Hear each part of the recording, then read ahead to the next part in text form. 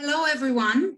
My name is Shani Orgad, and I'm a professor of media and communications at LSE. And I'm delighted to welcome you to this LSE public event in which our speaker, Professor Loretta J. Ross, will challenge us to think about cancel culture and how we can and should call in and not call out. Professor Ross will speak for about 40 minutes, and then we will then open the floor to Q&A from our audience. The event is part of the LSE's Shaping the Post-COVID World series. And if you want to tweet, the hashtag for the event is LSE Calling Out.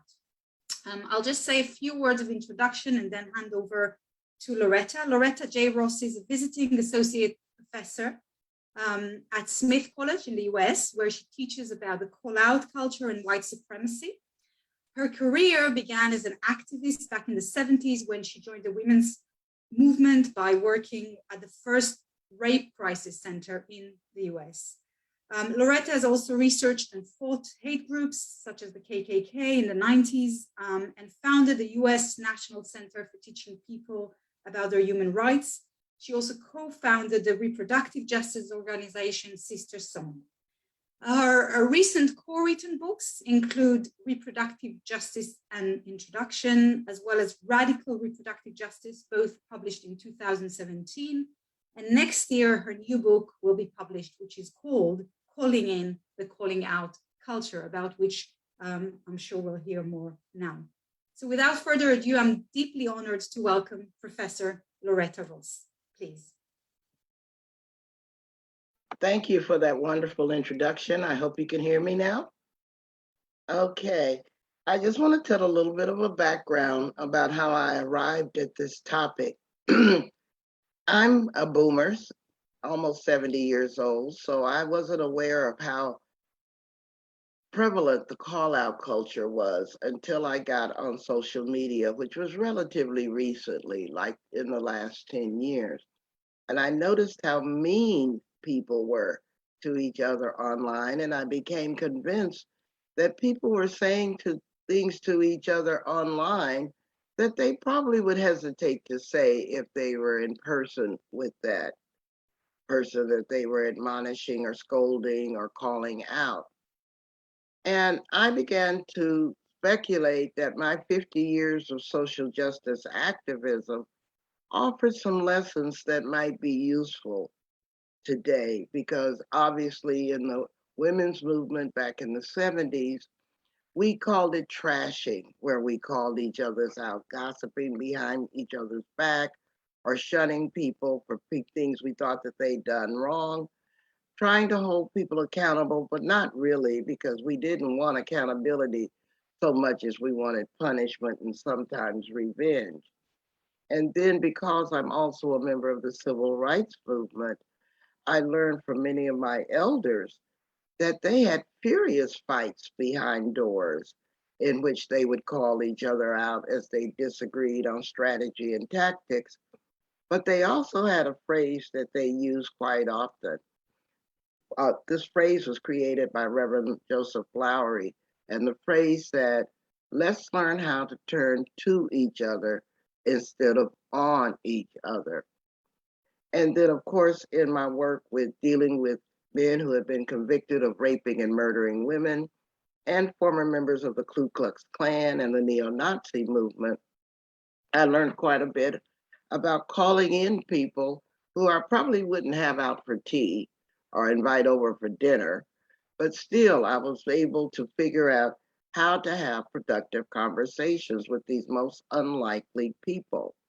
And so when I became aware of the call-out culture and its prevalence on social media, I thought, even as a boomer, I have useful lessons that I'd like to share. And so I began writing and working on this about 6 years ago. The book on it, Calling In the Calling Out Culture, will be published by Simon & Schuster next year. And hopefully people will glean something from these lessons of the past, as well as some current controversies, so that we can make different decisions about how we want to walk through life. Now, the first thing I want to say is that I'm much more dedicated to the process by which we do our work more so than the issues right now. And that's because I'm part of the human rights movement. Obviously, because I'm a feminist, I care about women's rights. So I'm part of the women's rights wing of the human rights movement. But because I'm disabled, I'm also part of the disability rights wing of the human rights movement. I care about racial justice. That makes me part of the civil rights wing of the human rights movement. And I care about LGBTQ issues. So I'm part of the queer rights wing of the human rights movement. So I say that up front to say we have to not only define what we're fighting against, but what we're fighting for as well. If we don't have a vision of what kind of world we would like to create, then we risk replicating the bad habits of the old world, that we will bring those habits of oppression with us into the future. So without a clarity of vision about what we're fighting for, I fear that we are only focusing on what's wrong with life and not what the life possibilities of life are. So I've created something called the C5 continuum, the calling in continuum. The first stage, of course, is calling out, which I'll explain, but an extreme calling out is the second stage, canceling, demanding that someone get canceled or deplatformed or fired for something that you think that they've done wrong.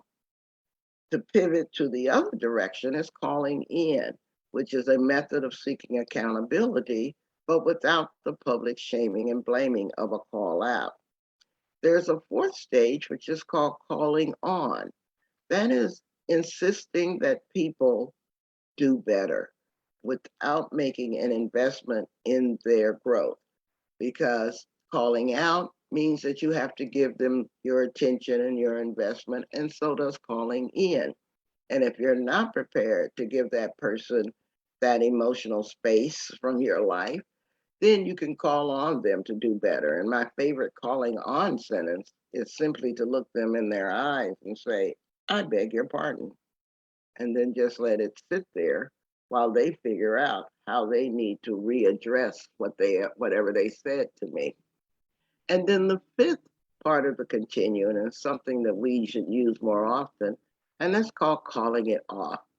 You really don't have an obligation to engage with people. It's a choice that you make. And you can disengage either permanently or temporarily. You can simply say to the person, I don't have the bandwidth to deal with this right now. Let me get back to you. Or you can decide that they're not worth your time and energy and permanently disengage. So I'm going to go through a few definitions, first of all, so that we are all on the same page. Calling out are public demands for people to change their behaviors or walk back words that they've said because you think they've made a mistake. And usually accompanying this is a public shaming, a public humiliation. It's basically an invitation to a fight. On the other hand, calling in can be done either publicly or privately, where you're really working on your skills to have difficult dialogue with other people, again, seeking accountability, but you're going to respect their human rights and the differences between you. In other words, you're not going to invite them to a fight. You're going to invite them to a conversation instead. As I said, calling on is requesting that people do better without investing in their growth. Canceling is demanding that people lose their jobs or their platforms or sometimes their lives. The other thing that we need to talk about as a definition is privilege, because a lot of people are confused over the concept of privilege. But privilege are advantages that one is not responsible for having, but we have a responsibility for how we use them. But often their characteristics, their privileges, I don't want to use privileges, they're things that you have that you are not responsible for having, but you are responsible for how you use them. And in the call out culture, I see a lot of weaponizing of privilege where people use their knowledge, their identity, or their status to try to dominate and silence others. One of the things that people don't realize is that we're all victimized violators. We are all capable of having our human rights violated. At the same time, we can violate someone else's. My most common example is like the battered wife who beats her child. She is obviously a victimized violator, but a victim of racism can be transphobic or homophobic, or a victim of transphobia can be misogynistic against women. So we're all capable of being that victimized violator who, and we all exist on this continuum. So we've got to get away from these artificial binaries of I'm a good person, you're a bad person, I do the right thing all the time, and you never do the right thing. When in fact, all of us are capable of being complicated, and we need to acknowledge that other people are as complicated as we are, with good sides and bad sides, because we all exist on that continuum. And there is a concept of performance activism where people take delight in showing off how woke they are. And that's a word meaning how conscious you are of the political situation. And many people often think that being in a woke competition is how you do human rights activism. But in fact, if you have to signal how woke you are, you're not nearly as woke as you think you are. Just as if you have to signal how rich you are, perhaps you're not as rich as you think you are. And so we really need to get out of this performativity that says, well, I need to call somebody out because they don't know what I know and they should know this. Calling out is the expectation that people have already grown, not the realization that everybody is on a learning curve. And some people know more than others, but the other people who don't know what you know things that you need to know as well. And calling out has become so prevalent, we end up with identity bullies, people who use their identities to silence or dominate others. And this is also an overstatement of harm, an overstatement of a victimhood stand, because they see this as a pathway of lifting their voices, telling their truths, or gaining power. But they end up, in fact, committing a human rights violation in the effort to protect their human rights. And there's a directionality to calling in and calling out. I call it punching up when you want to hold people in power accountable because they have more clout, privilege, or social standing, and that means that they can do more harm. Or celebrities who are unreachable by any other means. And most of the time, I recommend that you only punch up if people have refused previous opportunities to change. Now, we all should avoid punching down, which is taking advantage of your power and privilege or status in order to harm people who can't hold you accountable. And we see this oftentimes when comedians try to tell edgy jokes that are punching down, or people who talk about immigrants, or because they're not an immigrant, they have citizenship papers, so they're always punching down on immigrants, or straight people punching down on queer people, on and on. But most callouts that I see in the human rights movement are neither punching up or punching down. They're punching sideways. And they're taking pot shots at those who are relatively at the same status as them.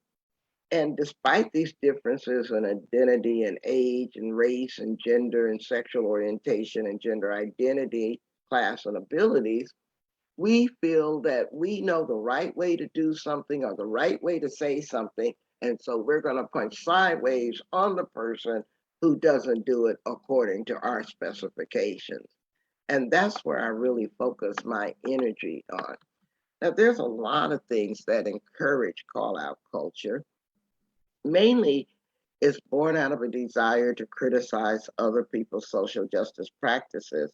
But ironically, the harshest critics are never self-critical.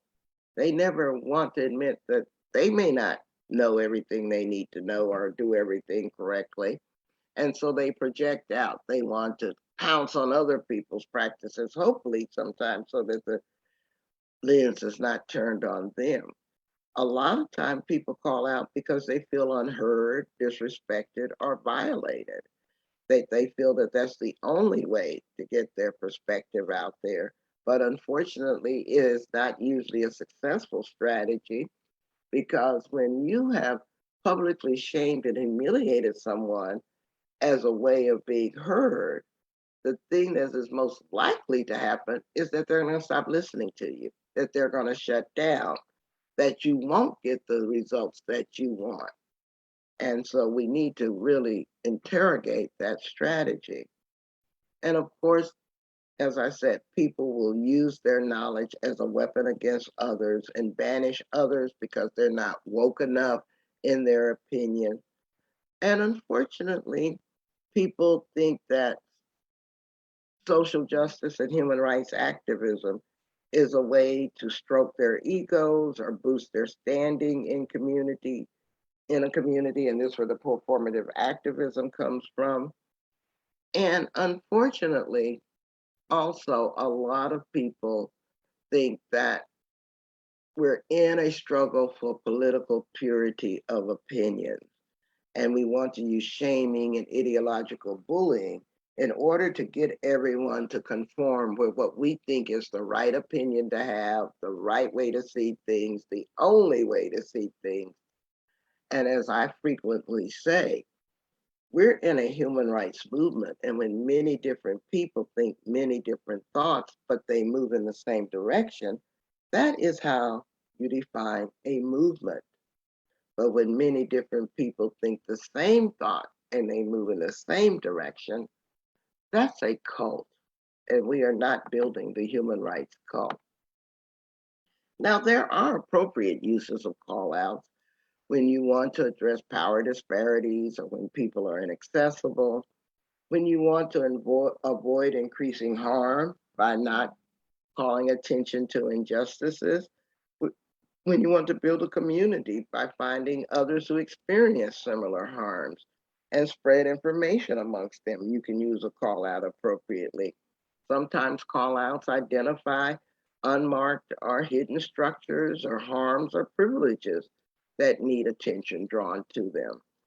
And bringing the voices from those who are historically silenced or unheard is an important use and appropriate use of the call out. And sometimes you just want to release how pissed off you are, your outrage, your anger. And that discharge can also be achieved through a call out. And there are those rare times when public shaming actually works. And that's what the human rights movement has done historically. When we call out governments, when we call out corporations or individuals who violate people's human rights, we're using and weaponizing the power of public shaming to hold them accountable. But calling out is not always the best strategy because most times we're dealing with our power inappropriately through the calling out process. One of the things we do is demand that if we're in a situation where people are abusing their power, we demand that that power gets shifted to those who have the lived experience of being abused. But without a radical change in their practices, then they're just going to replicate the same abusive patterns that they've learned by being abused. And this is based on a scarcity based model that tends to see power as a limited commodity. So if I give away power, then I've lost something, and this person now has the power, and they'll treat me the same way that I treated them. And what this also creates is a very logical resentment of that power loss. Because if you think power is a zero sum game, then obviously you're going to feel a loss as someone else gains power. And then this creates that whole fear of retaliation, against the former power abusers, and it leads into a false solution because it actually works to disguise power. And sometimes, even in our social justice and human rights spaces, we get into structurelessness and pretend democratic practices to disguise the power instead of actually look power in the face and see that we actually have enough power and enough power to share. Kind of like that Buddhist principle that a lit candle loses nothing by sharing it with others. I think also calling outs are driven by identity reductionism, as I call it, or identity determinism. And this is where you believe a person's political opinion or action is always correct based on their identity. And this ignores evidence that that opinion or action is harmful because they're a white person, or they're a person of color, or they're a migrant, or a queer person, or a trans person, or a woman. In other words, you are overriding, evaluating what they say and do based on the identity of the person concerned. And sometimes I find that people are hesitant to express their own opinions or positions for fear that they will be called racist, or they're not Black enough, or white enough, or Asian enough, or trans enough, or whatever that enough is. And this is also formed of by the desire to simplify complex scenarios or conflicts because of the identities of the people involved. And so identity reductionists analyze scenarios or conflicts with by failing to acknowledge the power relations that are involved. And so they ascribe more power to someone because of their identity and less power to someone else because of their identity. And I know as a feminist, I've been in a lot of rooms, for example, populated with men, where if a woman says something, it's not given the same credibility that if a man says the same thing, for example. Or somehow, if a white person defines something as racism, they are immediately given more credibility than if a Black or a person of color says something is racism. So when you're considering a calling in or a calling out, you have to be grounded in an understanding of power, the systems of oppression, and how domination works in our society. Also, keeping in mind that you and everyone else you're talking about, and two, is a victimized violator. And that our life experiences shape our responses, but they don't entitle us to believe that our truth is the only truth that exists and that we must override other people's lived experiences with our own. And because we are all socialized in a white supremacist culture, it really encourages us to live scripted and checklisted lives. Like your identity is this, your circumstances is this, so you're supposed to be this way, those kinds of things. But life is actually more complicated than that. And we have many more choices than we think we have.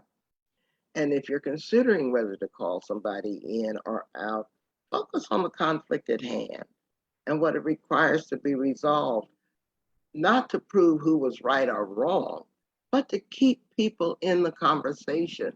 So, with that shared pool of knowledge, you can approximate an understanding of what's going on, even if you can't definitively land on one truth that is universal for everyone else. And if you focus on your shared forward looking vision for human rights and what's required to achieve it, then you'll really understand the power of calling in and why it is a definite better strategy than calling people out. Because calling out can be very, very toxic because it replicates that prison industrial complex that we say that we're opposed with punishment and exile and shaming and blaming. So there's some irony in saying that you're against the misuse of state power in the prison industrial complex when you replicate as tactics within the human rights movement. And these tactics end up discouraging people from wanting to join our movement, because who would want to join a movement that makes them feel worse about themselves than before they came? It really doesn't work. And then it frightens people out of telling their truths for fear that they'll be gaslighted, that, oh, that's just your experience. I don't believe that. And my experiences were different, and your truth is invalid because it's not the same as mine. And instead of bringing people into the movement, we drive people away from the movement.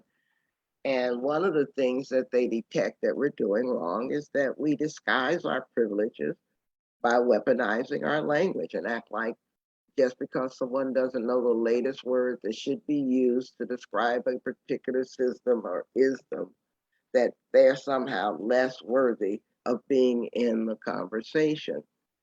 And the paradox of call out culture is that it makes accountability much more difficult, because if you create a culture or participate in a culture where people are punished harshly for admitting that they made a mistake, then all you've done is encourage them to lie about whether the mistake took place in the first place, whether harm ever occurred, and whether they need to do anything differently. But if you create a calling in culture where, first of all, everybody understands that we all make mistakes and can be given grace and forgiveness for these mistakes, then people are much more likely to look their mistakes in the eye and without shame and figure out a way to do better. And so when you use the call out culture as your weapon of first choice, it ends up increasing the harm rather than increasing the possibilities of healing. And when you call people in, instead of isolating people, you help to unify them and help them become less cynical and feel less hopeless. And one of the real ironies of the call out culture is that usually the call out, particularly if it happens over social media, spirals out of control, totally out of proportion to the original thing that was identified as problematic. That with social media, somebody just calling somebody out takes on a virality of its own. And so if you can't follow every thread of every post, you can't even figure out what the original so-called mistake was. And so it's really important for us to understand how calling out culture gets magnified. A podcaster named Natalie Wynn, who has done a YouTube video, I think her podcast is called ContraPoints, talks about the 7 stages of calling out cancel culture magnification. First of all, there's a presumption of guilt. Let's say that you were at some kind of meeting and poor Joe said something that somebody thought was racist. And then in that meeting, somebody said, well, Joe, what you said was racist. Just by using that term, there's going to be a presumption of guilt, not a presumption of innocence. And then next thing Joe knows is that this term so rapidly accelerates, this accusation so quickly accelerates and get abstracted, that then it becomes essentialized. It is attached to Joe's identity. So it goes from Joe said something that was racist, according to one person's opinion. Noted that we have not done any investigation to see if what Joe said was actually racist, but somebody said he said something that was racist. It quickly goes from Joe said something was racist to Joe is a racist. This is that essentialism. So now it has been attached as an indictment of Joe's moral character. And the people who quickly jump on this call out bandwagon often do so from a pseudo moralistic or a pseudo intellectual stance. I know what racism is, I get to define it, and I won't accept any challenges on my definition of it. And I'm the one being harmed, and I'm the one feeling silenced or unsafe. So now I get to basically use my highfalutin morality to call everybody else out. And then they'll attach even some kind of intellectual justification to it. And this is based on a system of false binaries, a dualistic system. I'm right, you're wrong. Joe's racist, I'm not. That kind of false artificial way of dividing the good guys against the bad guys. And then once Joe has become identified as a racist, and Joe's coffee is still cooling off because he doesn't even know this is happening around his head. But once Joe has been identified as a racist, then it becomes immersed in the culture of unforgivability, which no one will ever forget that Joe is a racist, no matter what Joe tries to do to apologize and try to atone for what he said or someone interpreted that he said, because there's no way to win. If Joe does apologize for what he said, then he's gonna be read as insincere. But if Joe tries not to apologize, says, okay, I don't think what I said was racist, so I'm not gonna apologize for it, then he's gonna be read as trying to evade accountability. So it's a lose-lose for Joe. And then probably the most pernicious part of this magnification described by Natalie Wynn is contamination, infection. So if anybody comes to the defense of Joe and says, hey, we need to have due process here, or we need to slow down and try to figure out what really went on, then you must be an enabler of Joe's racism. So we're going to punish and shun you too. And so Joe and anybody else in that room who doesn't agree with the accuser suddenly gets the political cooties, as if they're the ones who are the enablers of what has been defined as Joe's racism.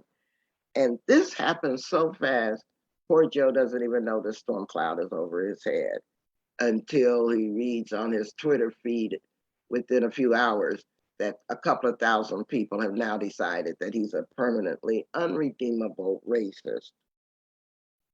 And this is often born of toxic perfectionism, because we alienate people with the pursuit of political purity or political correctness by assuming that there's only one way or one right way to do things, when in fact there are many paths to the mountaintop, and believing that we can be allies by taking away somebody's pain, by being their saviors or something, instead of helping people finding their own voice and lifting their own perspectives.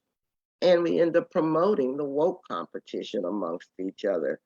And a lot of people see this injustice take place, but they're afraid to speak up for fear that they'll be thrown under the bus if they say the wrong thing or look like they're trying to defend poor Joe. And of course, a lot of this is born from the inability to be self-critical of one's own activism, and really not understanding that there are many different ways to work on oppression, to work against oppression, and everybody's way doesn't have to be yours. It also shuts down the ability to listen to people with differing viewpoints. And so if you want to extract yourself from a calling out spiral, try to avoid toxic online communities and really ask yourself why you're sabotaging your own happiness with all of this unrestrained anger that gets attention, but it rarely gives any satisfaction. And you really do have a choice about whether you make the world crueler than it needs to be. And this performance of outrage because people aren't perfect really speaks more about you. It reveals more about your lack of political sophistication than anything that you think it actually represents. And I find that a lot of people give better breaks to friends and people that they know who say things that are problematic than to strangers. And so, in many ways, you're using the fact that people know you and you know them to give them breaks that you don't give strangers. So, in a way, there's a bit of hypocrisy involved in that as well. So, if you want to increase your circle of influence in terms of having a greater impact on people and really build this calling in culture, you've got to stop overstating the harm. Just because someone says something that is sexist doesn't mean that they're going to pin you down and rape you. And so stop overreacting.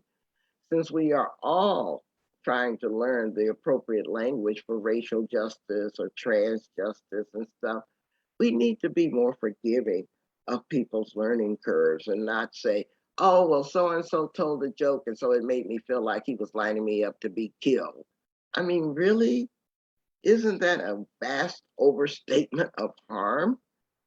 And if we want to talk to people with whom we have differences of opinion, I recommend a strategy of, instead of focusing on the words that they use, put your visceral reaction to their words in your mental parking lot so that you can go underneath those words and ask them about their values. Or sometimes you can just say, tell me more. It is very possible to, like, if you're in a conversation with someone you know, to say, well, Lisa, I know you're a good person. I've seen you do great things for people. So I want to know how I'm supposed to reconcile the good person that I know you are with the words that just came out of your mouth. Because am I dealing with the good Lisa or the bad Lisa? You tell me which one is the true Lisa. And so sometimes you can ask them to reflect on their values. You can talk about the values you share with them, maybe treating people with kindness or whatever. If you don't pounce on their words and start the blaming and shaming and calling out, so that conversations with them are not possible. And so you have to challenge not only their narratives that are viewed through a victim lens, but you have to challenge your own narratives viewed through a victim lens. Because, as I said, we're all victimized violators. And so you don't get to be the winner of the oppression Olympics in a conversation. We are all capable of making mistakes. And for me, speaking of mistakes, all human beings make them. And it's how we handle those mistakes that, at least for me, will indicate whether or not I call you in or out. If you make a mistake and you deny that you've made a mistake and you deny the harm that your mistake has caused and you show no penitence for having made that mistake, then that increases the chances that I'm going to call you out. Because if I don't, you may continue to make those same harms and make those same mistakes. But if you make a mistake and you own your mistake, you acknowledge that you've made a mistake, and you're going to first apologize for the people or the person that you've harmed and tell us how you're going to do better in the future, then chances are I'm going to call you in, because I'm not into increasing your suffering or the suffering of the people that you could potentially harm. And that's why 5 minutes, Loretta. Okay, thank you. And that's why I think that all things are recoverable. That even if you've made large mistakes that maybe ended up in a newspaper or somewhere else, there is a pathway back, but you've got to start by owning the harm that you've done and showing how you're going to do better in the future. Let's say somebody captures a bad tweet that you sent out a few years ago that you now regret. Why don't you run and tell the news on yourself first so that you can control the narrative and maybe talk about how you felt then versus how you feel now? That's the way you make it a non-issue so that nobody can weaponize it against you. So I'm going to close by talking about how do you do calling in. Calling in begins with self-assessment. You have to analyze how you feel and why you want to call somebody in. Because if you're not in an emotionally healed enough space from your own trauma for a difficult conversation, all you're going to do is bleed all over somebody else because you're not in a space to build a container that can hold people's opinions that are different from yours. And so you have to do that self-assessment first. You also have to accept that you don't have the power to change other people just with your words. I mean, if you could do that, married couples wouldn't fight, co-workers wouldn't fight, families wouldn't fight. We don't have the power to change anybody else. We only have the power to change ourselves. But we can offer love and respect to people under most circumstances. And through our example, create change that way. And you may still disagree, but that's okay because people have the right to have their different opinions. I will close by saying the thing that I find as a great predictor of who really believes in a call out culture or the call in culture, or the calling on culture, by the way, which was created by Sonia Renee Taylor. I should have said that earlier. But the greatest predictor is how, when they were children, mistakes were handled. If you were raised in a family where when you made a mistake and you were severely punished for making that mistake or shamed for making that mistake, chances are you think it's normal to punish and shame others. And that's the behavior you're going to exhibit as an adult. But if you were in a family that offered you forgiveness when you made a mistake, showed you what you could learn from making that mistake, helped you grow from making that mistake, chances are that's the kind of grace and forgiveness you're going to be predisposed to offer others. And so calling in begins with self-forgiveness, learning to forgive yourself for your mistakes so that you can develop the emotional capacity for forgiving others. And we need to figure out that we can go to places and get support, get assurance, solve problems with each other, create and normalize a calling in culture in our meetings, in our settings, in our workplaces, in our schools, and all of these things so that we can all contribute to helping people believe in and experience the joy of life and the joy of our diversity instead of seeing it as a problem. So I'm going to stop there so that we can allow sufficient time for question and answer. And thank you all for listening to me. Thank you so much, Loretta. That was not only a thought-provoking, but also very personally profound talk. So I am, and I think I speak about on behalf of probably many of our audience, very, very grateful for also your generosity of sharing this with us. We have lots of questions coming, so I just start reading out some of the questions. The first is from Asha Titus, who's one of our PhD students in the Department of Media and Communications. And she's asking, based on your experience in the women's movement in the 1970s, and she writes, without being edged out by white feminism, can you perhaps share a few tips on how to use privilege to be a good ally? And she carries on to ask, how would someone with relatively more power in the same social justice movement can use their and kind of positionality and use different platforms to build a more positive future? Well, there's two answers that occur to me quickly, so let me offer both of them. The first one is that because I've spent 50 years in the women's movement as a Black woman, I had to learn and sharpen my power of discernment because I discovered in most of the leading women's organizations a normalization of brutality with which they treated each other. And then I had to figure out, well, when they're being mean to me, is it racism or just treating me as an equal because they brutalize each other the same way, you know? And so discerning that was always work because sometimes somebody says something to you that is just like they would say it to a white woman. but because I'm a Black woman, it lands on me differently, kind of thing.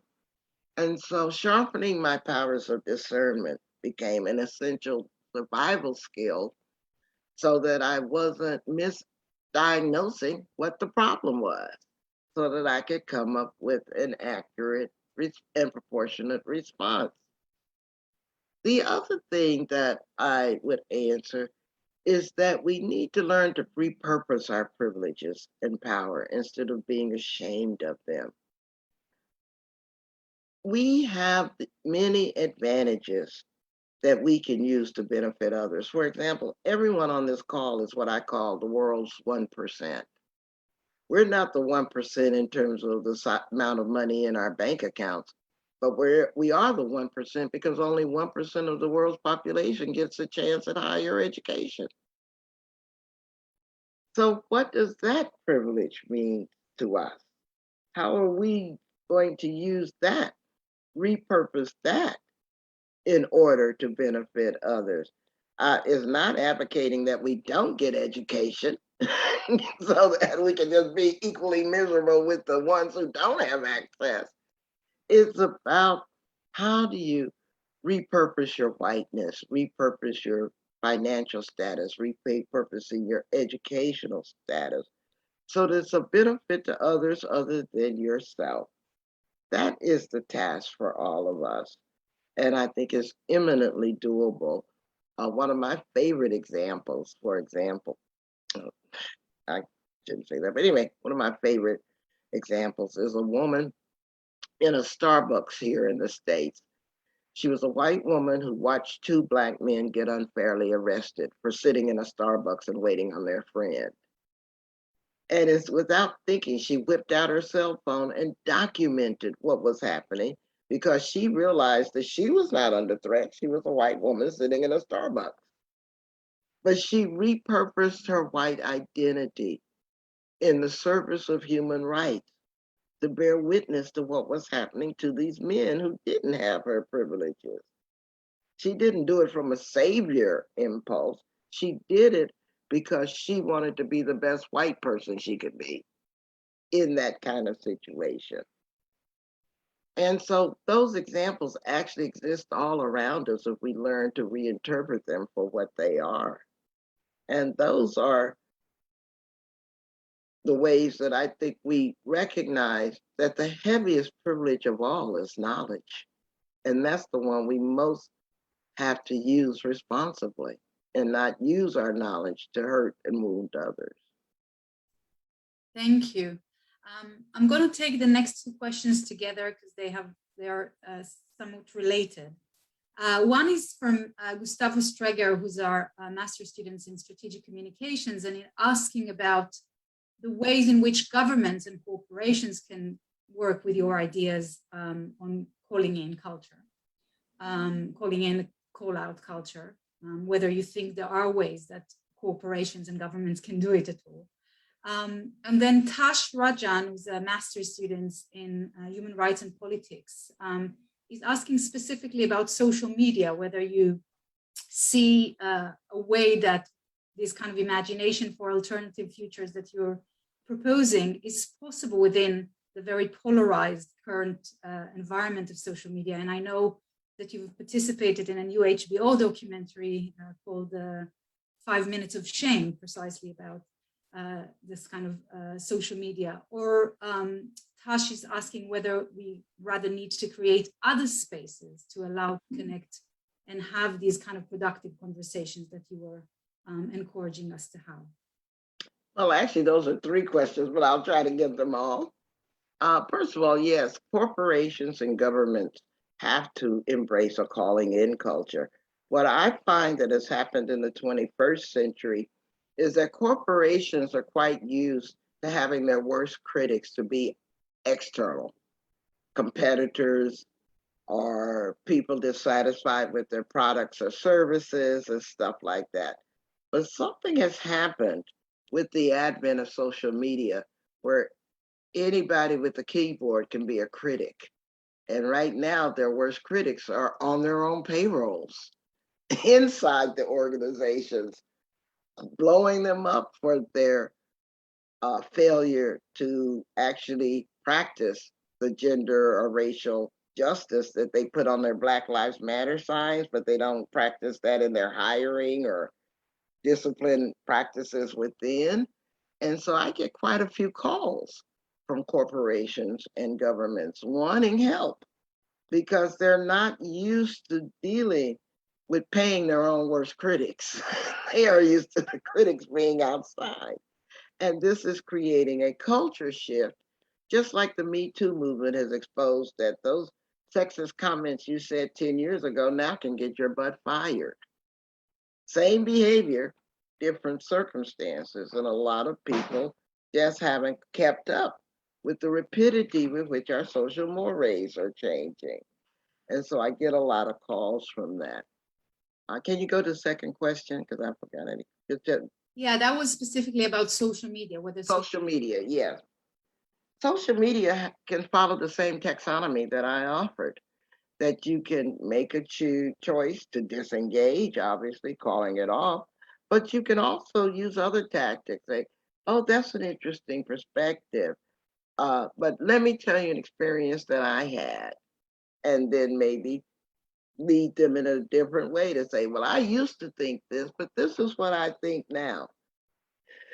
There are ways using social media to redirect a conversation, to de-escalate a situation, to call for fairness and due process. Say, well, somebody said that so-and-so said this, but I haven't seen evidence of it.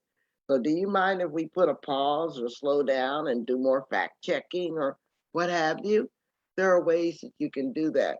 Now, social media gets so quickly toxic that there may not be any airspace for a calm and reasoned voice to intervene. And at that point, I would recommend disengaging. And then the third question. Yeah, these were two questions. So I'll move because we have more and more coming in, and I want to try and address give you the opportunity to address as many possible. There's a long question here that it might be better to read. That's from an LSE postdoctoral fellow, Rishita Nandagiri. First of all, I should say that everyone just starts by thanking you for the wonderful talk before they pose their question. Oh, thank you. Shita writes, I'm really struck by your comment about working through investigations and due process. Due process has been a sticking point within feminist movements in different parts of the world. And she's specifically referring to India in the wake of Me Too, where due process was seen as a weaponized against younger feminists who called out harassment and abuse within feminist or within progressive movements.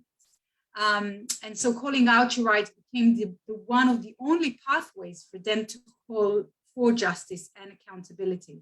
And so she was wondering whether our understanding of power must also be seen alongside who is doing the calling out, for what and whom, and what it is aimed for. So practically, she's asking whether calling out can be a tool that sits alongside calling in, or are you seeing them as necessarily kind of adversarial? And a question that I might just join to this is, there's been a question also specifically about individuals or the organizations that are serial abusers, yeah, or that's doing it repeatedly, and whether calling in is indeed a strategy to deal also with those who do it kind of repeatedly and serial performers of the different abuses. Yeah, so these two questions. You know, I said very clearly at the outset that there are appropriate uses of calling out. When you have to punch up, when you have to call attention to how people are abusing their power or even abusing the law and due process to keep things from being exposed and being held accountable. So I'm not taking calling out off the table. I'm just saying we overuse it. And particularly when we're punching sideways towards people with the same level of power we have. But when it comes to addressing people who have power, or even the legal system that won't deliver any justice, then that's a very appropriate use of calling out. And so I'm not taking calling out off of the table. And I hope you don't see it as calling out and calling in as a simplistic binary, because I gave you a continuum, a spectrum of choices that you can examine to make the choice best suited for the situation. But be clear that you have those choices, and each choice has consequences. And so you have to also calculate in the consequences of the choice that you chose. And so if you're ready to invite the government into a fight, go at it. But it will have consequences. But at the same time, you should never be silenced in the face of injustice. We may not be able to stop oppression, but we should always speak up against it. As someone more famous than me said it, Elie Wiesel. And so I'm never taken calling out off the table. I think that there are people who profit from injustice that I'm always going to call out. There are people who promote fascism that I'm always going to call out. I have no interest in having a calling in conversation with them because our goals are so divergent that we are actual opponents. And so, no, I'm not trying to say this is a panacea for every situation or reduce it to a simplified binary. I'm just saying that those of us who believe in human rights have a wider range of choices than we are effectively deploying. Yeah, and I think if anything, you very powerfully articulated kind of the need to shift away from a binary thinking and binary. I'll read another question that would perhaps be our last question given the time. That's from Camilla Bailey, who's a master's student here in Politics and Communication in our department. Again, thanking you for a wonderful talk. And Camilla's wondering whether we can encourage calling in while still acknowledging a victim's hurt and trauma, especially when the victim is looking to calling out as a source of their healing. Yes, you can. Because one thing that I teach in my calling in classes is the different roles people can play. You don't all have to be the person doing the calling in. You could be the person creating the healing space for the victim. You can be the person creating the healing space for the abuser. You can be the fact checker or the witness or the bystander if you don't want to get involved. I mean, there's so many different options we have if we imagine them and get out of the binaries in our own heads. There's so many roles we can play towards creating this calling in culture. Never, ever, though, lose sight of the victim, because it's not the victim's job to heal her abuser. But there are many roles that the rest of us can play to make sure that that abuse doesn't reoccur, that doesn't involve the prison industrial complex. And that's what I'm encouraging us to do. That is really a beautiful way, I think, to also close our talk. And LSE events are still all taking place online, but I can imagine that if your talk was to be held in one of LSE's halls or theaters, the audience would be standing now and roaring with applaud. And there's lots of also people thanking you in the chat for a really, really profoundly meaningful and thoughtful talk that I know, at least within our department, we will carry with us for a lot of work that we're doing around these issues and hoping to call in and call on and carry on. So thank you very, very much, Loretta. And we hope to hear from you more, and we look forward to your book that will be published next year with the same title, Calling In, Not Calling Out, right? Thank y'all for inviting me. Have a good day. Thank you very much.